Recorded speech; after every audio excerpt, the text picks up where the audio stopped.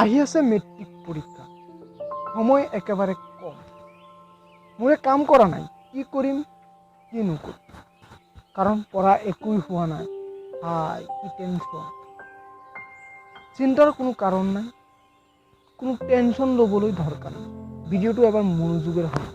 আমি এই ভিডিঅ'টোত আলোচনা কৰিম এই লাষ্ট 3 মাহ সময় যিহেতু আছে, এই 3 মাহ সময় পঢ়ি আমি কেনেকৈ এটা ভাল ৰিজাল্ট কৰিব পাৰিম। সেইকাৰণে এই ভিডিঅ'টো মনোযোগেৰে শুনা। এই ভিডিঅ'টোত আমি 3 মাহ সময় পঢ়িলে কোনবিলাক টিপছ ফ'ল' কৰিলে ভাল ৰিজাল্ট কৰিব পাৰিম, এই সকলোবোৰ কথা আলোচনা কৰা হ'ব। তেনেহ'লে দেৰি নকৰি ডাইৰেক্ট টিপছবিলাক আলোচনা কৰিম।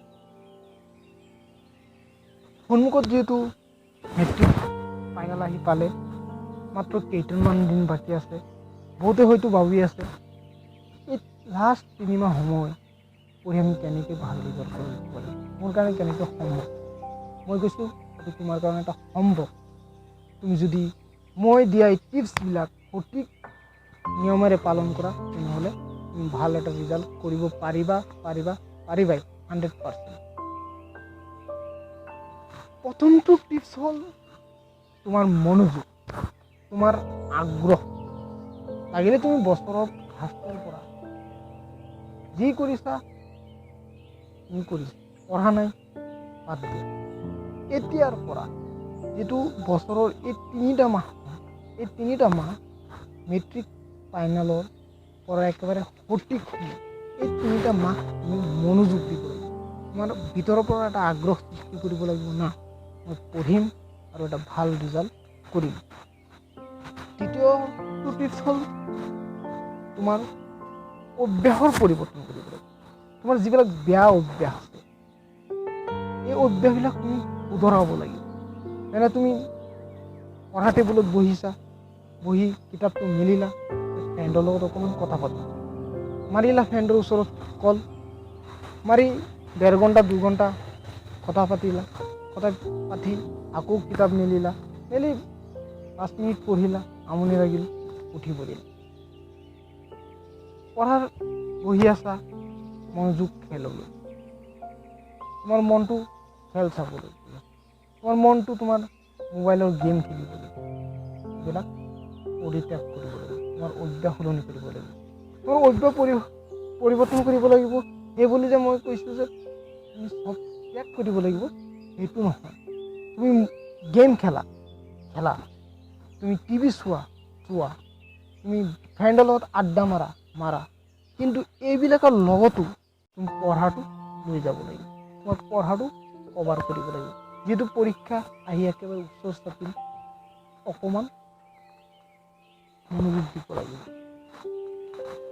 এনেকৈ তুমি এবাৰ ভাবা, তোমাৰ মা দেউতা তোমাৰ ওপৰত কিমান আশা কৰিছে। মোৰ ল'ৰাটো মেট্ৰিক পৰীক্ষা দিব, মোৰ ছোৱালীটো মেট্ৰিক পৰীক্ষা দিব। যদি তুমি এটা ভাল ৰিজাল্ট নকৰা, জীৱনৰ ফাৰ্ষ্ট ধাপ এইটো, আৰু এইটোৰ পৰা তোমাৰ এটা টাৰ্ণিং পইণ্ট ওলাব, যিটো তুমি জীৱনত সফলতাৰ প্ৰথম ধাপটো। আৰু সেইকাৰণে তোমাৰ এই বেয়া অভ্যাসবিলাক অকণমান ত্যাগ কৰিব লাগিব। এইবুলি নাই যে তুমি চব এৰি দিব লাগিব, সেইটো নহয়।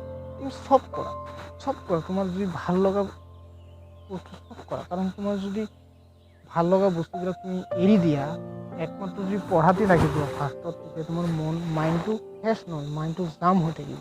আৰু যেতিয়া মাইণ্ড জাম হৈ থাকিব, সেই মাইণ্ডত পঢ়িলে তোমাৰ মাইণ্ডত সেইটো বস্তু নোসোমায়।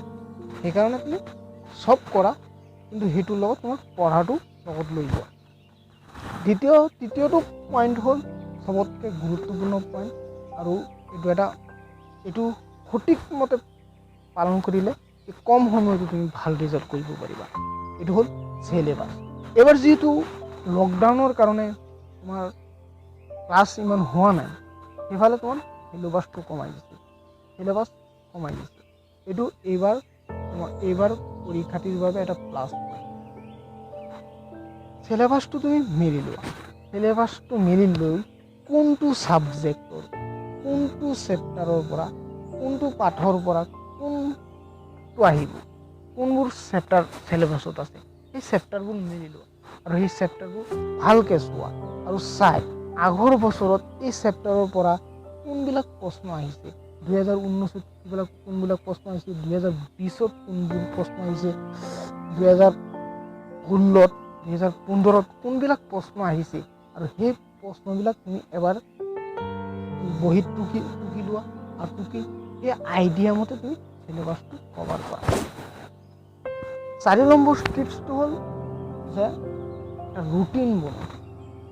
ৰুটিনৰ কথা শুনি হয়তো বহুতে ভাবি আছে মইতো ফাৰ্ষ্টৰ পৰা কিমান ৰুটিন বনাইছোঁ, কিন্তু মই এটা ৰুটিন ভালকৈ ফ'ল' কৰিব পৰা নাই।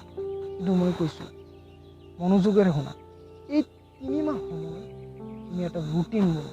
যিহেতু তোমাৰ সময় হাতত কম, এতিয়া সেইকাৰণে তুমি অকণমান বেছি সময় দিব লাগিব প্ৰতিটো ছাবজেক্টত।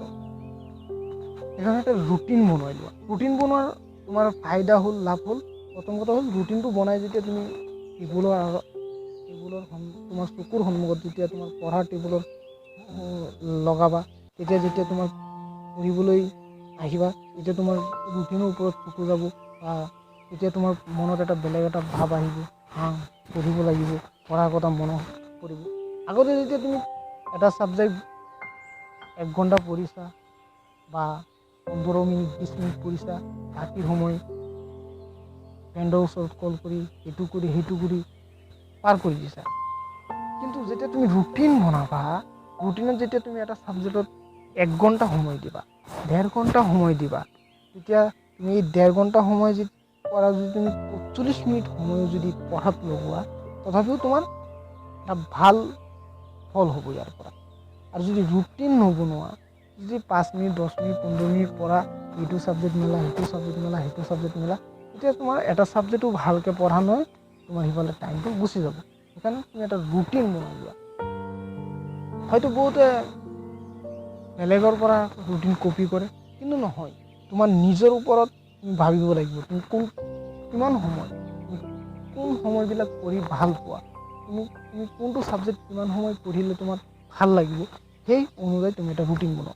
আৰু তোমাৰ যিবিলাক টান ছাবজেক্ট আছে, তোমাৰ কাৰণে যিবিলাক টান ছাবজেক্ট আছে, সেই ছাবজেক্টৰ কাৰণে অকণমান সময় বেছি দিব পাৰিবা, আৰু যিবিলাক তোমাৰ কাৰণে ইজি ছাবজেক্ট, সেইবিলাক অকণমান সময় কমাই দিলা। ঠিক এনেদৰে কৰিবা ৰুটিন বনাই এই 3 মাহ সময় তুমি এই টিপছবিলাক ফ'ল' কৰা। আৰু এই টিপছবিলাক ফ'ল' কৰি যদি তুমি 50% ফ'ল' কৰা, তথাপিও তুমি ভাল ৰিজাল্ট এটা কৰিব পাৰিবা। বাই নিগেটিভ চিন্তা একো মূৰত নল'বা। হয়তো হ'ব পাৰে তোমাৰ লগৰ কোনোবাই বছৰৰ ফাৰ্ষ্টৰ পৰা পঢ়ি আছে, কিন্তু তুমি পঢ়া নাই, সেইবুলি যে তুমি পঢ়া নাই বুলি যে এতিয়াও যদি মনোযোগ নিদিয়া, তেতিয়া কেনেকৈ হ'ব?